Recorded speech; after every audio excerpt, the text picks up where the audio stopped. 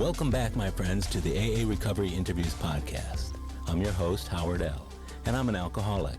Sober since January 1st, 1988, one day at a time. I'm grateful you've joined us. AA Recovery Interviews is the podcast where Alcoholics Anonymous members from around the world share their extraordinary stories of experience, strength, and hope. There are over 155 interviews in this podcast series. Simply scroll down or search the catalog of episodes and enjoy every unique interview from the past 4 years. My guest on today's show, Al D., came into AA at 60 years of age to get sober after a lifetime of normal to moderate drinking. Punctuated by occasional binges and excessive use of alcohol to quell periods of depression or anxiety, Al was able to manage his consumption of booze and sometimes stop for years at a time.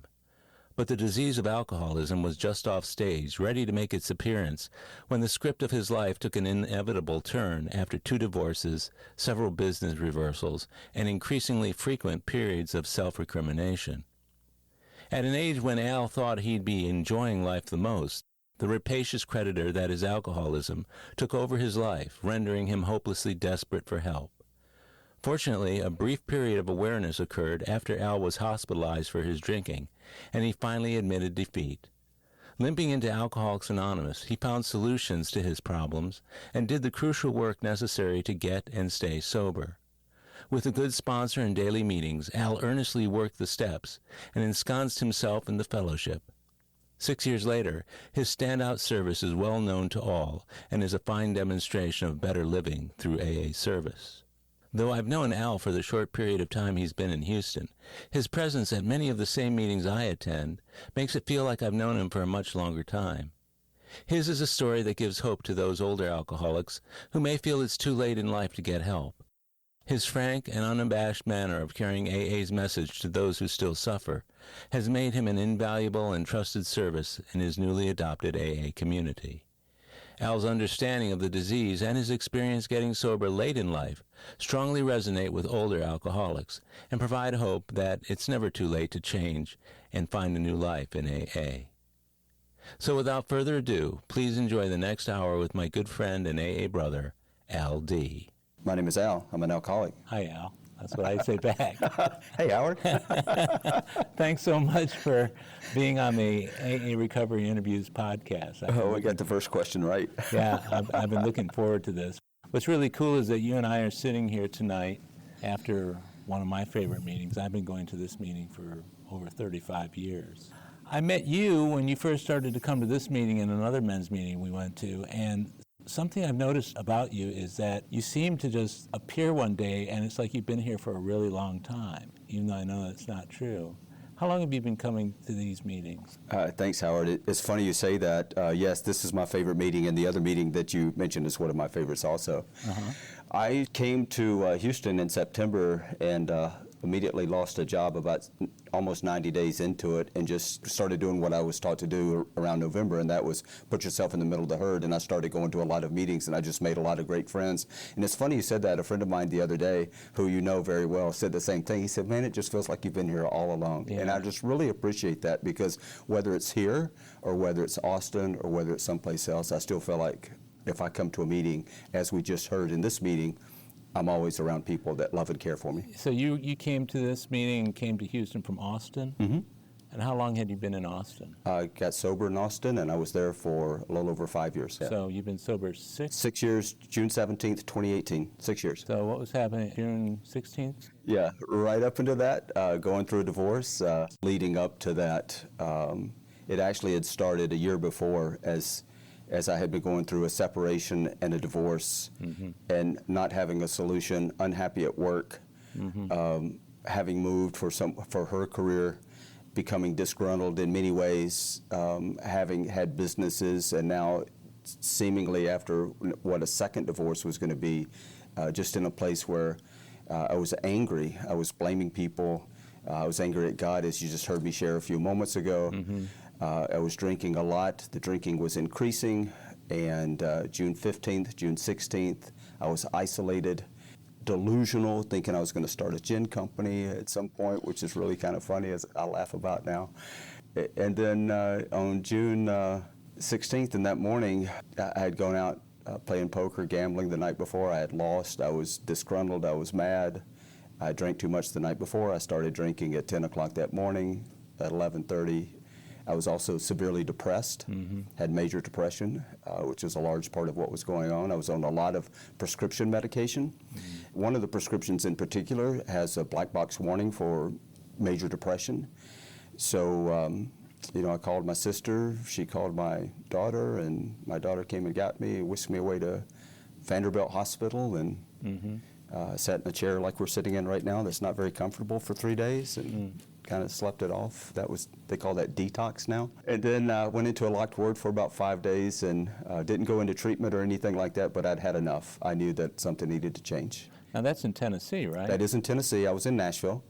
And then the psychiatrist said it was risky letting me out. I remember him pointing his finger, it's risky, but I had a plan. The only place I could go was to go live with my son and daughter-in-law for a short time in Austin while I figured it out.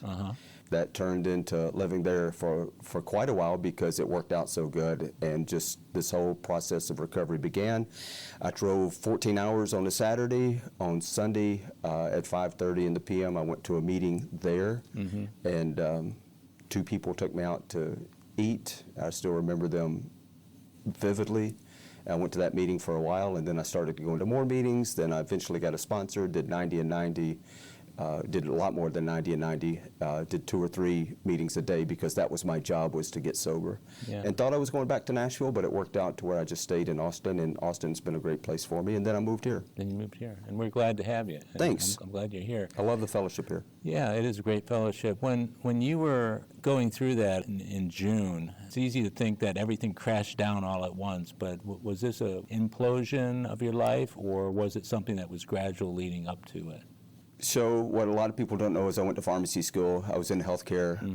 I did a lot of drug abuse lectures coming up, received a big award, had been a volunteer in other things, had worked in the pharmaceutical industry, managed nationally. Then I'd started my first business in 1998, was very successful. There were a lot of things that went on with the first wife that led to a divorce. But at that divorce, that's when it really began to happen, because I was making a lot of money, but I was so disgruntled and so unhappy. And as I was unhappy, then things just started compounding, and then I started making some really bad personal choices for myself, and the drinking increased. I started riding Harley Davidsons with a friend. I didn't ever drink and ride, and all of a sudden I'm drinking and riding, and it just, over a 10-year period, just progressed. 2007 to about 2017, so over a 10-year period it progressed. So all this was going on in your 40s? Yeah, basically in the 40s, yeah. So I came into the program at 60, I'm 67 today. So you had what a lot of people who start that late, you had the opportunity to live a life with alcohol all the way into your elder years before you stopped. You and I both know men who've stopped in their late 60s or even early 70s, who've stayed sober 10, 15 years. Why did it take so long in your case? I wasn't an alcoholic. No. When did you become one? That's the question I have.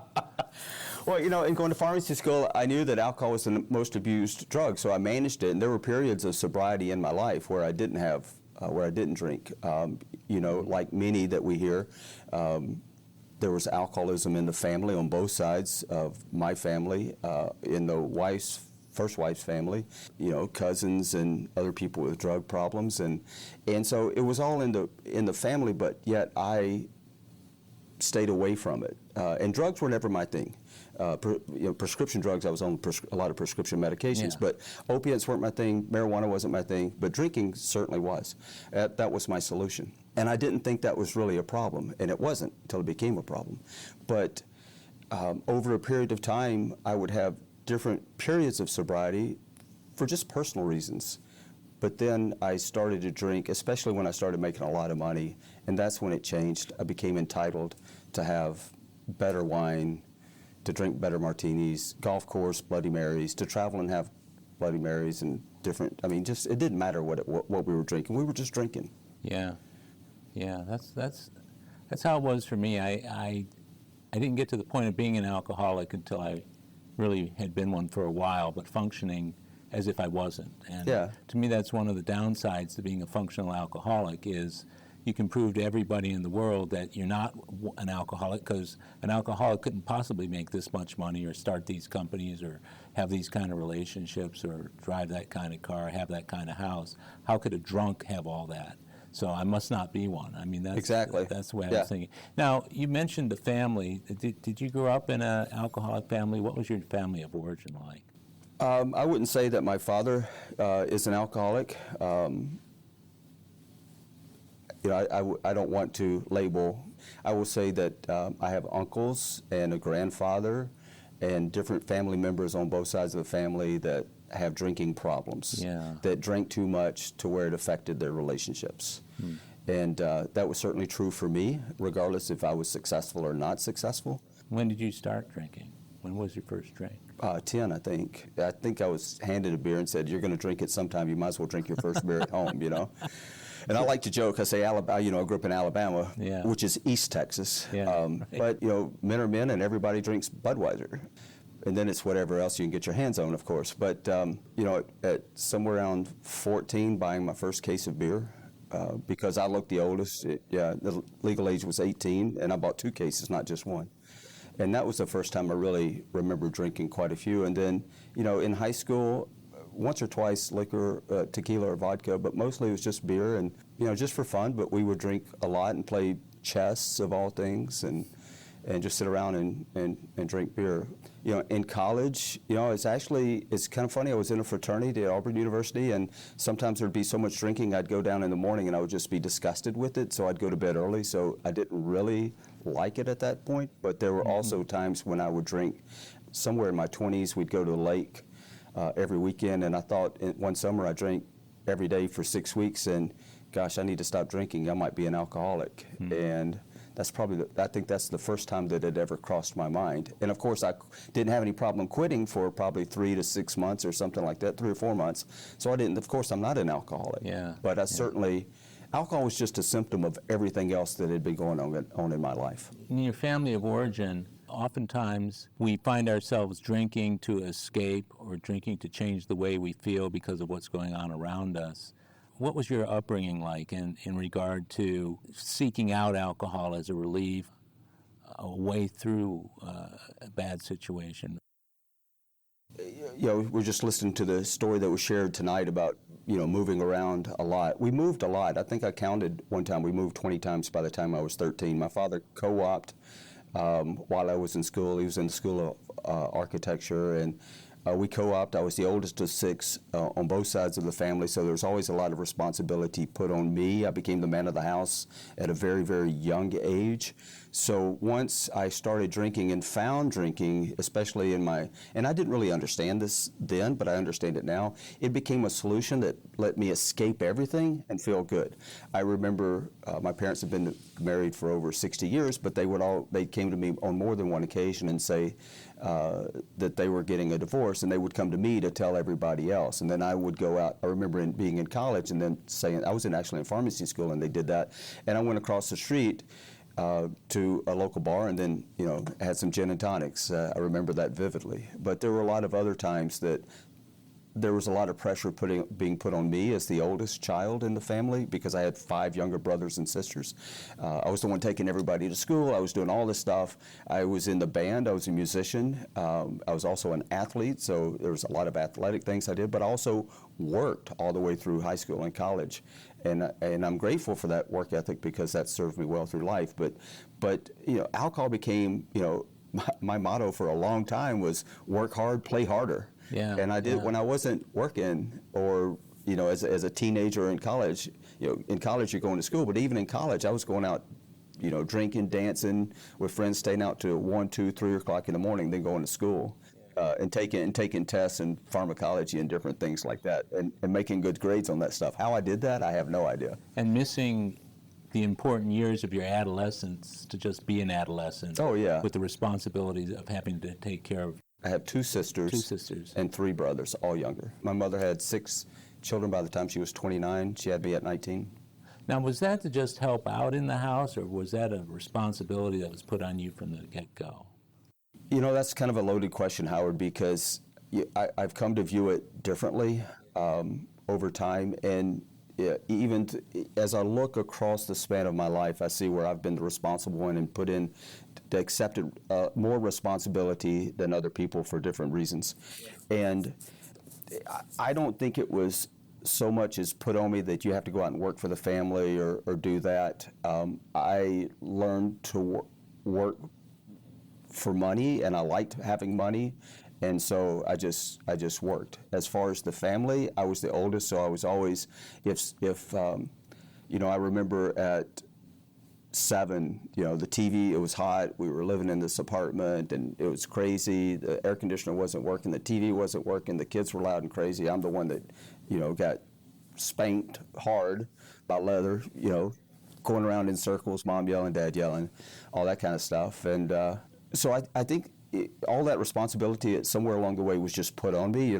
In high school, I was the one driving all the kids to school, and that was a big responsibility, and picking them up, taking everybody home. So I lost some of that childhood stuff because of the responsibility that was put on me. Yeah, it sounds like it. And how did you make up for that? I always had this, and even to this day, I have a very playful spirit. Mm-hmm. And that playful spirit was a sense of adventure, a sense of, it was also a sense of riding motorcycles, flying airplanes, traveling. In the corporate world, I got to be on a jet all the time. I get to sit first class. I got to drink. It made me feel important. And alcohol, being able to drink the way that I wanted to drink and buy the better wine and all that kind of stuff, all those things made me feel important. I was just always looking for something to, whether it was alcohol or anything else, something to take away the thought of me, I guess is what I'm trying to say, is trying to find something else to do so that it didn't have to be me. So escaping yourself. Yeah, exactly. Yeah. So alcohol was an escape. Flying airplanes was an escape because you have to be focused. Playing chess is an escape because it's strategy. Playing poker is escape because you have to, pay attention. Anything like those types of things, even gambling, which I don't like to gamble much, but which is surprising because I do like to play poker, but I played card games when I was growing up, which that's an escape. And playing cards, even though you're playing for money or chips or whatever, it's still for me, it's just a strategy game and an escape. Do you see the connection between the addictions? Oh yeah, absolutely. Yeah, 100%. I began recovery somewhere around 92 or 93, and what that was just going to therapy to deal with all the childhood issues and the trauma of the childhood and things that I had grown up with. So that started to boil up for you around the early 90s? It did. What was going on in your life because that kind of stuff doesn't come out on its own. What was going on in your life that bubbled that up for you? I managed an HR lawsuit for a pharmaceutical company. I was already a manager. I managed 7 states, and they said, hey, we want you to go over here and manage this team. 3 days into it, they said, oh, by the way, there's a sexual harassment lawsuit. It's the first one with the company. And after managing that 2 years, I really wasn't equipped by the company or have the own personal bandwidth to be able to manage that type of a conflict for 2 years. At the end of that, then I was just really disgruntled. I was really knocked down, beaten down, hurting, and I really didn't understand. I have an ex-sister-in-law who is no longer with us, but she suggested therapy. I went to a therapist, and then this process started happening of things that I even remember the first therapist I went to, and things that she said that I needed, like therapeutic healing, where I would go get therapeutic massages and stuff to be touched because, I needed more love in my life. What did they say to you about the drinking? So there was one guy after the first divorce that I started going to, and I was singing in a church choir that was very, very good, had a lot of professional singers and professors in it. So I asked one of the ministers that I told him I felt like I needed therapy, and who did he recommend? So he suggested this 6'5", 270, 280-pound guy named Bob from North Dakota, who's now passed away. And he had all these Bobisms that he would say all the time. And those Bobisms, I've come to find out, were things like think, let go, let God, all this stuff that he got in the program. One day he gave me a blue book and suggested I read it. And I came back and laughed at him. I said, Bob, that's not me. Wow. I said, I'm not an alcoholic, I'm just a binge drinker. And I wish I could see him now and just tell him how I've grown. That would have been 2007, and definitely being in the program is so much better. And we see some of these young guys in here, these young cats that get it young, or some of our friends that, I was just talking to, one of the guys sitting right behind me, who's got 40 years, and, we see some of these guys that get it young, and we know several, from both of these meetings, we know some of these people, and you see how they progress and what they went through and how they stay with the program and how they've grown and stuff. And, I look back and say, man, that could have been me. But then I don't want to regret the past and say, well, I can't, but that's not me. I have to be real quick to say that. And I am where I am, and I'm doing what I can do. I'm following a higher power. I'm doing the things that we talked about in this meeting. It could have been worse. I may not have ever come in, and it could have been like some of my friends that, even the friend that we know here recently that didn't make it. Yeah, the interesting thing about it is that wherever you come in, whether you're young or middle-aged or older, you've still got that much of your life ahead of you as anybody else does. You've got that day. So in a lot of ways, we're equal to the guy with more, the guy with less. He's got the rest of the day. I've got the rest of the day. We're in some respects, we're on even footing there. When you were drinking, you talked about being a binge drinker. Was that always your habit? Yeah, most of the time. When I was in management of the pharmaceutical industry, managing that lawsuit, I was real careful about how much I drank. So I really managed my drinking. And I did not drink around my children much at all that I can recall. Why not? Being responsible. I never really thought about that. So you caught the idea of being a responsible alcoholic. Yeah. A responsible, functional alcoholic. And I didn't think about it then. Right, I get it. But as you're being responsible and accountable and all those other good things, there's some kind of acknowledgement that you're not that way, that you have to be that way when you're not drinking. Yeah, and I didn't drink and drive. I don't have any DUIs, fortunately. I would leave my car, take a taxi or have somebody take us home, but I was very responsible in those ways. I got pulled over one time, and I actually had a kid in my lap. It's because I moved a kid in my lap and I swerved, and I had not been drinking. Yeah. And I went through the entire test, but fortunately I don't have any DUIs, and I hear some of those stories, and I'm just grateful that I didn't do that. Yeah, and that's always one of the questions that I ask. What do you recall as some of the consequences of your drinking behavior? Well, I think in the end, the second marriage, who I've made amends with her, I pretty much tanked that relationship because I wasn't getting what I wanted or what I expected, and I started drinking heavily. If we're going to be separated, I'll show you, I'll just drink. And the only person I was harming her, but I was also harming myself. How long were you together in that marriage? By the time of the divorce, almost 10 years. First one, 21, the second one, 9 or 10 years. When you were going into those marriages, Al, did you perceive that alcohol might be a problem down the road unless you did something? Oh, of course not. No, not at all, no. No, and both, interestingly, though, you can look back and see where I was in my own recovery, we'll call it, or lack of recovery, and see what I was attracted to in relationship, which is changing over time. Now that we've been sober for a while, and me being sober for 6 years, I've noticed that the people I'm around, the people I'm attracted to, it tends to mirror my ability to be present and be sober and be those other things that we learn to be in recovery. Were your spouses, the first and second, were they engaging in like behavior? I have a lot of compassion for both spouses. They did marry me. Yeah. The first one, her side of the family had the disease also, at least I think they did. Sure. But she's in assisted living now, and it's very unfortunate what's happened to her. That's her story, so I don't want to go into a great deal about that. But I have a lot of respect for her and what the things that she's been through and some of the medical care that she got and how she was harmed in some of those ways. The second one clearly has it in her family as well. And we had a period of sobriety together as well, but then as it happened, we were in a period of sobriety, and then I had gone back to practice pharmacy, putting her career first for a little bit, and then in a business that I had started wasn't really working out, and so going back and practicing pharmacy was always a safe bet, a secure bet. They wanted me to take the highest volume store in the area, one of the highest in the Southeast, as a matter of fact. 24-hour store with lots of pharmacists, and they were drinking gin and tonics, and took me to dinner, and I was the guest of honor, of course, and they asked me about 3 times if I wanted a gin and tonic or a martini, and I said no, and about the 3rd or 4th time I looked at that and my mouth was watering, and then I think I was off to the races for the next 4 years. And it's funny how that happened, because I was talking about that in a meeting not too long ago. I didn't have a solution for not drinking because I didn't have a problem, but I had a problem. Yeah. And now I look back and I see the progression of the disease over a period of time. What moments of clarity do you recall from those years? Or moments when you said, I think I might have a problem with this, but nah. Well, like I mentioned in college, I didn't think I had a problem. When the kids were young, I wasn't drinking, so I didn't think I had a problem. I can't remember specifics around that one at the moment. Yeah. That's interesting. I think a lot about the early years of my sobriety, especially when we had kids.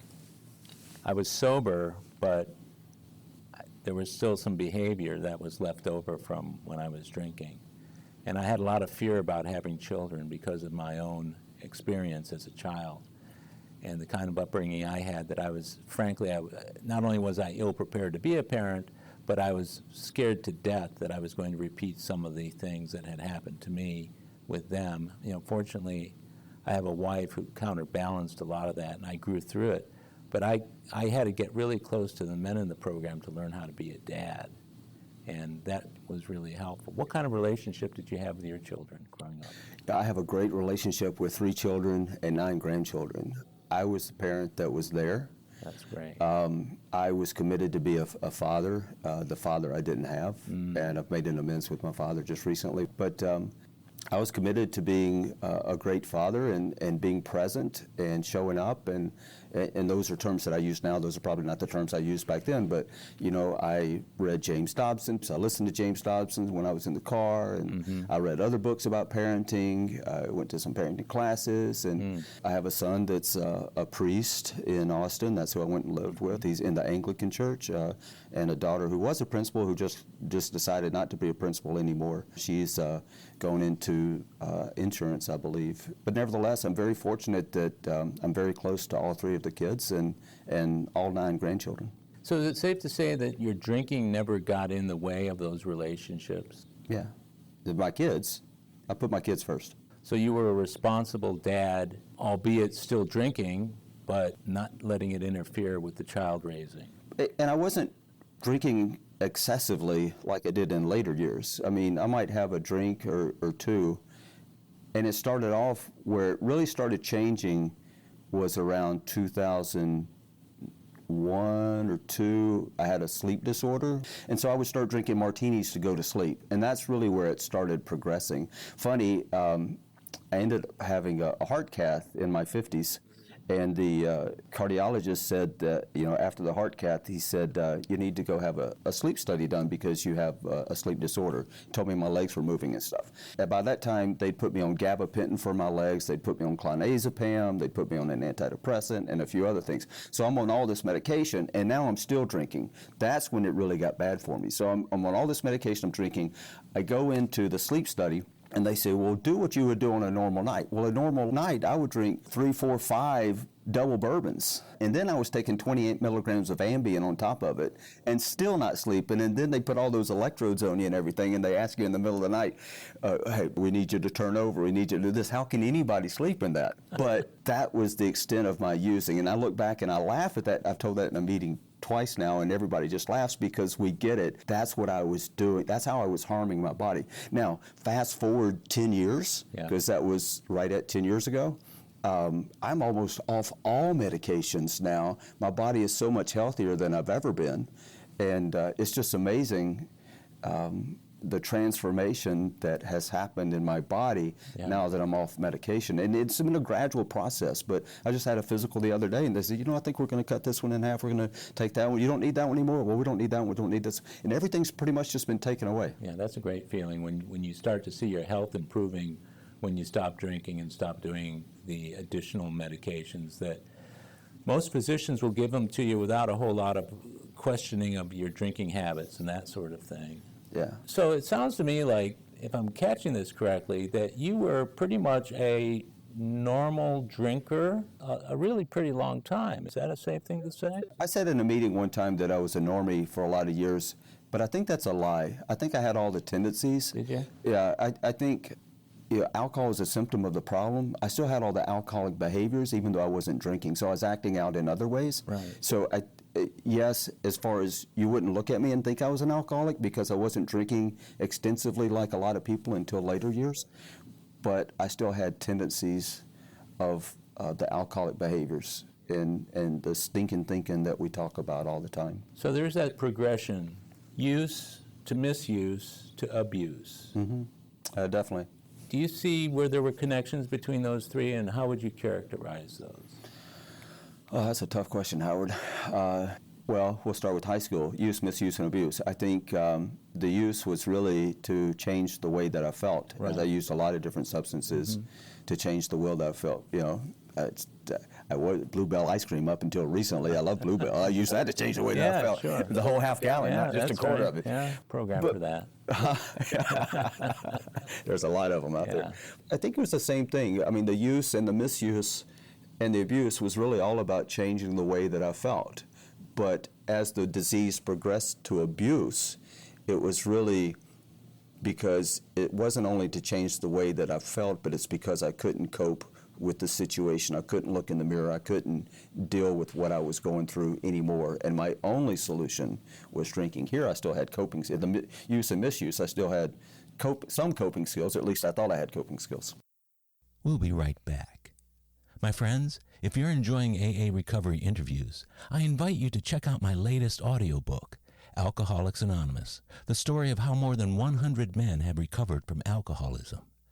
This is the word-for-word, cover-to-cover reading of the first edition of the Big Book, published in 1939. It's a relaxing yet meaningful and engaging way to listen to the Big Book anytime, any place. Have a free listen at Audible, iTunes, or Amazon. While you're there, search for my other audiobook, Lost Stories of the Big Book, 30 original stories from the first and or second editions missing from the third and fourth editions of Alcoholics Anonymous. It's an engaging audiobook that brings these stories to life for AA members who've never seen them. These timeless testimonials were originally cut to make room for newer stories in the third and fourth editions. But their vitally important messages of hope are as meaningful today as they were when they were first published. Many listeners will hear these stories for the very first time. It's also available from Amazon as a Kindle book or in paperback if you'd like to read along. You're going to love it. And we're back. Did you ever try stopping prior to your sobriety date? Were there ever times where you consciously said, I'm stopping, I'm not going to drink anymore? The last time was the time that me and the second wife both quit, and I did not have any problem quitting. And before I'd quit a couple of times, I'd never had a problem quitting up until the end. Quitting for how long? 3 years was the longest. Really? Yeah. Wow. So by the time you haven't drank for 3 years, isn't it pretty easy to just not even think about it anymore? It was until I started drinking again. Till I got a sip on the lips. No, I mean, you wake up Then I was at off a year. to the races. You wake up at a year or so and say, "Wow, I haven't had a drink and I'm doing pretty well." But I wasn't an alcoholic. I didn't have an alcoholic problem, Absolutely, so I wasn't thinking that way. Right. I mean. But you and your second wife had a period of up to 3 years when you didn't drink. Right. I don't think the 3 years was her. I think we had a couple of periods where we didn't drink. I don't remember exactly how long those periods were. Maybe a year, 18 months, something like that. So from the end of the period that you were dry, let's say, until you got sober in AA, how long a period is that? 5 years. Okay. 5 or 6. That last 5 years was really, and that's what I said a minute ago. I went to practice in pharmacy. I actually owned an outpatient substance abuse facility. Because I was still interested in substance abuse. Working with a physician, grew that, sold that back to the doctors. But when I went to that dinner and that they wanted me to, and my career changed, and I was going to practice pharmacy, which is a really bad decision for me. But they were drinking. They kept asking me if I wanted one. Sooner or later, I said, "Yeah, I think I'll have one." That's when I was off to the races for the next 5 years. It's kind of ironic that they don't catch the connection there. People don't understand how much stress, that healthcare people are in, nurses, physicians, a lot of different people. It's very high stress. It got the best of me to the point where I don't want to practice pharmacy anymore. I put my sobriety first, and practice in pharmacy never really worked out for me because it's such a stress job. Brings up too much of the past, of the stress of the childhood and all the trauma and all that kind of stuff that I had to deal with. So were you to go back to that, that would be a trigger? Yeah, I decided not to renew my license several years ago. Not the best work decision, but pharmacy never worked out for me. It was just such a stressful job. It always caused problems in my life. The physical demands of 13, 14-hour days on your feet, it was just, and what they expect out of the chain drug stores especially, which I worked in chain drug stores, it's just really, especially if you're in management, it's just unreasonable. Well, it's like you said earlier, too, about the importance of staying sharp because of what you're dealing with. Right. One mistake in a prescription order can mean somebody's life, can't it? Yeah. Do you remember all the mistakes that you've made?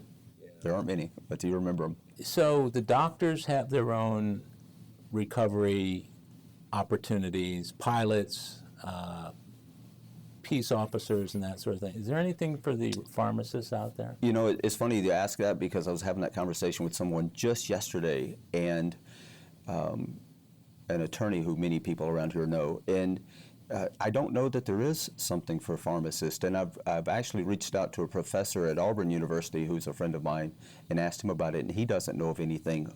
It's something I do want to look into. Now, the 5 years I'm interested in, from the time that you hit the end of the 3 years not drinking, you went back to drink over what was going on. What were the next 5 years like until you actually stopped? I think it was 18 months. I just started isolating, doing more and more stuff on my own. I was actually doing, fun stuff because I was practicing pharmacy. My hours were different than her hours, so when I was off, I was either hunting, fly fishing, field trialing dogs. It was doing something fun. But without her? Without her. And that led to further separation with her, and I was isolating. But I was still isolating, but I was doing fun things. I was just doing fun things alone. And then, but over time, that drinking increased.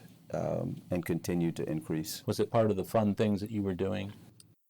At first it was, until it wasn't fun. Yeah. Prior to that, for many years I played golf, and we'd go out on Saturday morning, and the first thing we'd do would be, get a Bloody Mary and get in the golf cart and go. So that was always a part of it there. Or when you get through, you're having cocktails and stuff. So, I mean, I just always been around a lot of drinking. I know my father growing up had a bar because he did a lot of entertaining at the political level there for a while, and and we were always going to really private events and restaurants and things, and so alcohol was always around, like so many venues. In those days, the days of the 3 martini lunches, drinking at meals, it wasn't given a second thought. Of course, nowadays, to do that, you looked at quite differently than back then. Well, it's not given a second thought today. I don't do it. Good thing you don't. Well, you must be giving it some thought, or you would, or you might forget. Right? Yeah. Well, you come to a meeting and you hear some of the stories, and I don't need to go far to be reminded. And I'm working with some guys. You go sit in the ER with a guy, who drank rubbing alcohol because he ran out of tequila and vodka. That just it's humbling real quick what this disease can do, and then losing friends, and then knowing to what my family it's done. Now that I figured out that I have the disease, I hope that I keep going to meetings, keep working with a sponsor, keep doing the right things, so that as somebody said in a meeting not long ago, so I don't get itchy bitchy and twitchy and then get off the beam, I should say. Yeah, that's actually very, very true, I believe.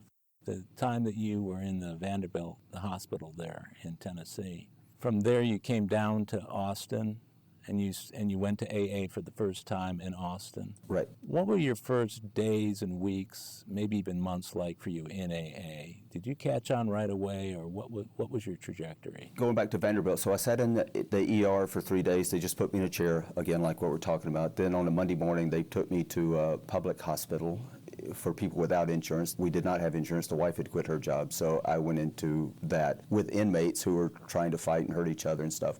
You know what? I look back and I say God was doing for me what I couldn't do for myself. That's exactly where I needed to be. It needed to be real and raw because I had been in such denial about my disease. From there, I drove 14 hours. It's funny, they took me off so much medication. I remember I was hallucinating some, and I haven't had this other than this one day. I had this little guy on my shoulder, which is really weird. I still remember it vividly, what it was, laughing at me that, oh, you're not going to be able to stay sober, which is really, really weird. And he had this deep, gravelly voice. And I'm pointing, you can see me pointing, they can't see, but it's right here on my right shoulder. And I was driving the truck remembering that. But I did not detox on medications. They just took me off of everything, cold turkey. Mm-hmm. I know this as a pharmacist, the half-life of those drugs, it takes time for all those drugs to get out of my body. And it's not just 1 week and all those drugs are out of your body. I had a lot of anxiety. And So you were on the road within how long after you were off all of them? A week. A week? Yeah. And then I had to check into a hospital there for care. You must have been a real wreck when you drove into town. My son said that he had never seen me looking so bad. I went to a meeting at 5:30. I remember a lady and a guy took me to the noon meeting, and they took me to get lunch. I remember a certain guy always say, if you don't take the first sip, you can't get drunk. I know another, heard about the train and the caboose and just some basic stuff. But I was scared. I didn't really understand it. I got a sponsor. He was a pharmacist. I thought he was the right sponsor, but then he went out of town to get married to Columbia. And so I got a different sponsor, and then he only had a year, but I didn't really understand what a sponsor was, so I worked the steps with him. Mm-hmm. Kind of lightly worked the steps, I think, but went through the steps anyway. What did you think about them? The steps, powerlessness was easy. I'd already demonstrated that one. Life unmanageable, that was easy. Yes, I was in that position. Really didn't struggle with step 2 because, I'd grown up around the church as an acolyte and stuff, so I believed there was a God, but my understanding of God, it was different. Hey, God, this is what I want. This is what I need. Will you give it to me?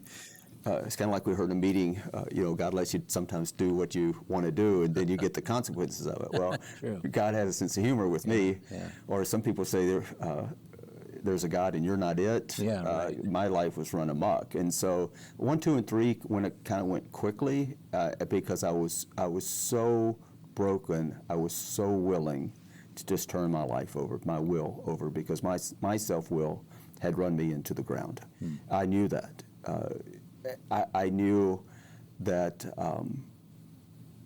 when I was yelling and screaming out on that 900 acres at God and being angry at God and everybody else, the wives, the money lost, the businesses lost, this, that, and the other, blaming everybody. Mm-hmm.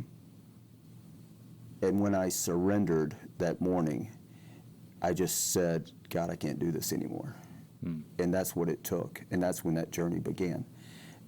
And it's been wonderful. Step 4, like so many people, I fought it. Like, how do you do this? I don't know if I could do it. All this drama around step 4. Just do it. Did you overcomplicate it like I did? Of course, that's what I'm saying. It's not hard. Just do it. Just start writing. Get a pencil, start writing. It's a tough step without someone to sit down and show you how to do it. Yeah. I tried to do AA my way for the first year or so before I got a sponsor. And I tried to do the steps as I understood how the steps should be done. And then I actually went to a workshop, which was totally useless, but it allowed me to sit in a meeting and truthfully say that I had done a 4th step, even though it was a really crappy job. And it didn't follow anything about what it said in the book. But I overcomplicated it. And it scared me because I thought, man, this is too big. I'll never finish this. Once I start digging, I'll never stop. Some of the practices, like a 4th step and forgiveness and things, are things that I had actually done through, I'm a certified coach, I had done through a coaching program, which parallels the 12 steps in a way, but it's not the 12 steps. 12 steps are so much better in so many ways. But I did the 4th step, and then I was... With the second sponsor? No, yeah, with the first one didn't really count. He was only 2 weeks. He didn't do anything. It's like a temp sponsor. But yeah, I did it with the second sponsor, and I communicated with him daily. And then actually did my fifth step with his sponsor, which would have been my grand sponsor, sitting outside with him, and then and then just progressed through the rest of them. I didn't really understand 6 and 7 at that time. You just kind of do it. With the willingness and then the character defects. I think I'm only just now, this has been really a transformative year for me, being in Houston, and I think I really have an understanding of 6 and 7, and some character defects have been exposed and actually have been removed, I'm glad to say. But also, I'm really excited to say that a man that's in this room with 40 years tonight, I'm about to work 6 and 7 with him. Oh, that's great. And I don't, I went to a meeting with the guy that we were talking about earlier that's got 50 years, and I don't think he ever stopped working the steps. So I'm excited to be working the steps with somebody who's got a lot more sobriety than me. And, I don't want to use any profanity here, but I finally got my head out of a place where I can listen to other alcoholics that have a lot more sobriety. And that's one of the great things that's happened to me in being in Houston, the fellowship, and there's so much great sobriety here that I've learned so much about this program. Now, I've been active in the program. My sponsor and a friend of mine who's a sponsor of somebody that we know really well in this town, who came from Houston, actually, they got me involved in service very, very early in front of groups. And, at 6 months or 5 months, they'd be at an IOP, leading the IOP, and they say, "Well, Al, what do you think?" And I would, chime some kind of BS out there that I have no idea what it was, but, usually around God or something like that. I don't know. But that kind of service, then they quickly got me to volunteer. My sponsor got me, he was on the board, got me to volunteer for the steering committee. So I was vice chair of the steering committee for a year. Then I became the chairman of the steering committee. So I'm doing all this service, and that led into COVID. So I'm around that. I got my first sponsee at 4 months. I said, no, I'm not having any sponsees. He said, but I like what you have. He kept asking me. And finally, I co-sponsored him with my sponsor. I got another one at 6 months. So I've had a number of sponsees through the years. And this is all while you were in Austin? This is all while I'm in Austin. I don't have any sponsees right now, although I'm working with the guy. What was the transition from Austin to Houston like? Did you have your sponsees get a new sponsor? Did you continue to sponsor them remotely? How did that work? So one had moved to Jacksonville, another one had moved to Waco, another one who's still a close friend today, he actually went out and he called me, and I got him at about 3. We did a little 12th step and got him in the treatment. But I wanted to work in recovery, and I had done some, I was interim COO for a nonprofit in Austin. It wasn't right to stay there, so I ended up consulting, but I had met someone of a large nonprofit in this town, and went to work for them. That's when you came to Houston? Yeah. It just wasn't a good fit. So coming here, it felt like my higher power, God, was the right thing to do. It felt like, man, it's a perfect fit, ideal fit, right job for me, and all that kind of stuff. Well, my joke is, God wanted me in Houston. He just didn't want me with that company. I clearly am to be here because my sobriety the fellowship has been amazing for me, and the personal growth in my program this year has been amazing. That's so cool. And the friends that I've made, I have such close friends, it's just really amazing that are in the program. But the work thing, sooner or later, it's going to work out the way it's supposed to. So sounds like you turned it over to a certain degree. Yeah, that's all you can do. But the fellowship has been so meaningful to me here. And what did I do? A friend in Austin, I went back and told them, and he's got 38 years, and he pointed me to page 98. Says, "God, wife or no wife, job or no job." You simply can't get sober. And that whole page 98 in the big book, has just became very meaningful to me that, okay, it doesn't matter. And much like we heard somebody talking about a van tonight, it doesn't really matter. As long as I stay sober, if I put my sobriety first, I've got a chance. Yeah, absolutely. And it sounds to me like you were engaged with the fellowship, you were engaged with the sponsor, you worked the steps. You did all of the things to kind of stay in the middle of the program until God directed you to come to Houston for something that was gone within 90 days, but man, you were in Houston. Well, what did I do? I had an opportunity to volunteer at the other meeting that we go to chair. where we first met. Yeah. And I chaired that meeting, brought some people in that I knew to that meeting. Then I had an opportunity to volunteer to chair here in this meeting. And then I actually led a couple of meetings. And then all of a sudden, you're right back in the middle of the herd, and you lean into the program and you do the things that you're taught to do. I was at a meeting in Austin one day, and a guy with 28 days was really struggling. And it doesn't matter if you have 28 days. I had 5 years at the time. 28 days, 5 years, 6 years now. If I'm struggling, what do? I call my sponsor. I go to a meeting, talk to another alcoholic. Yeah, the fellowship is so incredibly important. My feeling is if the only two things you learn to do and actually do are not drink and go to meetings, if those are the only two things, well, first you won't get drunk, because that's a binary thing. But the going to the meetings is the place that you're going to hear about the other things that you should be doing. So you don't even necessarily need to be doing those things. As long as you're in a meeting, sooner or later you'll either look around and see people doing stuff you're not doing, and you'll get on the ball then, or somebody like the guy with 40 years will come up to you after the meeting and say, how you doing? Would you like to go out to dinner with us, or what's going on? And, the thing I've noticed about you is you've let people get to know you, and you've got enough time to have shown that you're a successful recovering alcoholic, success in the way of staying sober.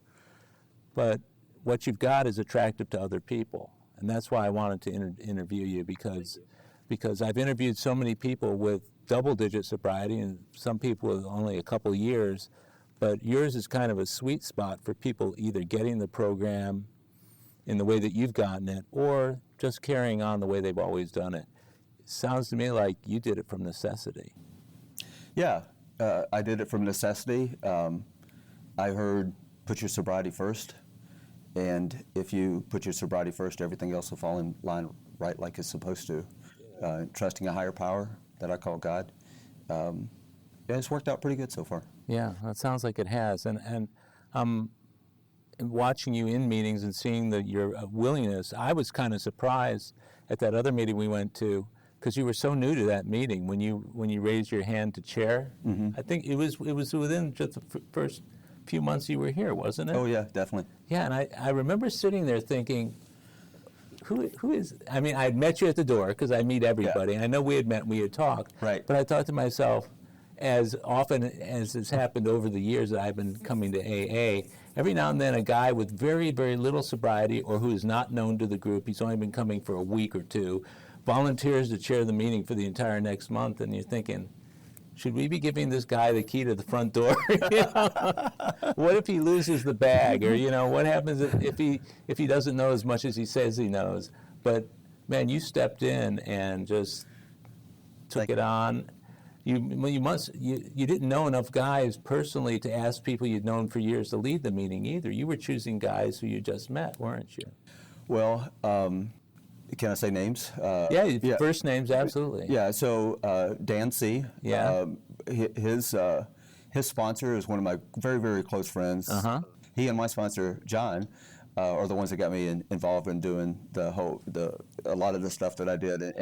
And Bob has just been a gym. I would see him every day at Gold's Gym, and we would just talk, and he always gave me these pearls and wisdom. It turns out he's connected to a whole bunch of other people here in Houston that we know. And then so I had Dan do it.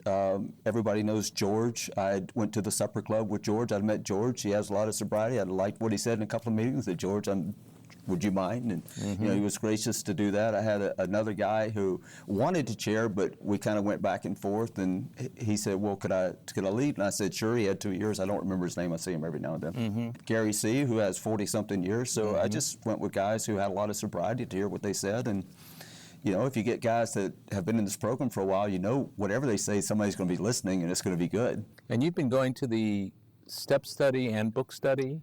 Step study, this book study. Yeah, the book study. I'm actually leading that this month. And then, I'll let it July and August. My last day will be tomorrow. And then, since we're on a Sunday. And then the step study on Friday. I like that. Then the Thursday meeting is one of my favorites. And then this meeting, usually I go to a meeting at 8:30 on Sunday mornings, sometimes a meeting at 11 o'clock on Sundays. Prior to this meeting, and then I was going to a meeting on Tuesdays in the middle of the day that I see you at a lot. I'm kind of cutting that one out of my schedule only because it gets interferes with work a little bit. Right, It's a I little get bit it. of a hike for me. Sure, yeah. So there's another meeting at one of the churches, a step study at night, which I found that I really like, and a few of the guys that are in here go to as well. That is so cool. So in the last few minutes, you've given a great overview and demonstration of getting into the middle of the program and how to Thank do you. it. The fact that you were willing to step out, being the new guy in the room, or the new guy in town, because you're not new to AA, but stepping right up to service positions in the group, and how, would you say it's grounded you and solidified your position? 100% service. I didn't know anybody when I came here. I found myself immediately without a job, immediately without a girl that I'd been in a relationship with in Austin, and the worst thing I can do is isolate. I did that on the 900 acres. That did not work out too well for me. so the best thing I can do is get in the middle of the herd, and the best way to do that is to be of service. Yeah. You know, in early sobriety, I was told, hey, why don't you come early and be at the meeting before the meeting and the meeting after the meeting, and that was making coffee, setting donuts out at the meeting I went to. And you're available to be a sponsor right I'm now. available to be a sponsor. So right if I now. should come across anybody in meeting, I might pull you aside and say, Al, meet this guy. Well, I'm getting to be like like I've been around an old timer a little bit. I just want to make sure they're ready. Yeah. I don't know if anybody is ever completely ready, you know? I know. If I can help somebody in the program, I'm going to help them, whether they're new to the program or whether they've been around a while. There's been a lot of people that have helped me that aren't my sponsor. When in early sobriety, I had, and you were at the meeting on Tuesday, I mentioned my sobros. We had a guy come in with 38 years, Eric from Austin, very, very close friend of mine, instrumental in my early sobriety. We'd smoke cigars. He'd tell me about his life. He'd check on me every day. He's not the only one that did that. There were other people who called and touched bases with me, and that was so meaningful to me in my life because even though I had family and church because of my son's role and people were accepting me and different things, but to learn the program, to learn from guys with 38, 15, 40 years of sobriety, even 6. Well, it gets modeled for you. If you're hanging out with the people, my sponsor always used to say in the early days, and one of the reasons I agreed a lot is that was what my sponsor had me do when I was brand new in the program. He said, I want you to introduce yourself to at least 3 people, new people you don't know, in every meeting you go to. So within a very short period of time, I had introduced myself to like 100 people. And out of those, I'd see some of them again, and he says, when you see him again, say hello to him again by name. And so sooner or later, I felt like that was part of my role as in service to the group. And I think everybody needs a role. It makes a big difference. And we don't need to be acknowledged beyond the extent that the people in the room know that there's a guy who probably wouldn't be sober if it wasn't for this other guy, you know? And that's so important. Yeah, when you go to a meeting, you're going to hear something. You mentioned the guy with 40 years. He said he didn't come up to me after the meeting. I went up to him because he said something that was really meaningful to me in the meeting that I was able to put into practice and say, this really meant, thank you for sharing that because here's what happened after I talked to him about it after the meeting. And, that's the beauty of it. If I'm going through something, there's somebody in this room that's going through it, and they've got a solution for me. It's so important for people to go to meetings when things are going really well. And we heard from a few guys here tonight who said things had started going really well and they let up on their meetings. Right. And the reason they were going well is because they had been going to the meetings. So why would you let up on the thing that got you to the point at which you're at that you no longer want to do the thing that got you there? 100%. So I see you going in good times and bad. I do the same thing. I'm so glad that you become a member of this group. Thank you. We needed another Al. There was an Al who used to come to this group all the time, and it sounds to me like you're enjoying your sobriety and you're enjoying Houston. Yes, definitely, both. And I'm glad that you've become a part of these groups and in my life. And I want to honor your sobriety and wish you well on your journey. This has been a great opportunity for us to talk, and I want to really thank you for doing it. It's been a pleasure, and thank you, my friend. Well, my friends, that's a wrap for today's episode of AA Recovery Interviews. I want to thank my guest, Al D., for sharing his story, and thank you for tuning in. If you've enjoyed the interviews in this podcast series, please share it with others. This show is another helping hand of AA we can all extend to alcoholics everywhere. If you want to contact me directly with any comments, questions, or suggestions, simply email Howard at aarecoveryinterviews.com. Please also take a minute to leave a rating and review on Apple Podcasts. And take note, AA Recovery interviews can now be found on the YouTube Music app. By the way, this podcast strictly adheres to AA's 12 traditions and all General Service Office guidelines for safeguarding anonymity online. I pay all production costs, and no one receives financial gain from the podcast. AA Recovery interviews and my guests do not speak for or represent AA at large. This podcast is simply my way of giving back to AA that which has been so freely given to me. The next episode of AA Recovery Interviews is on the way, so keep coming back. It'll be here soon.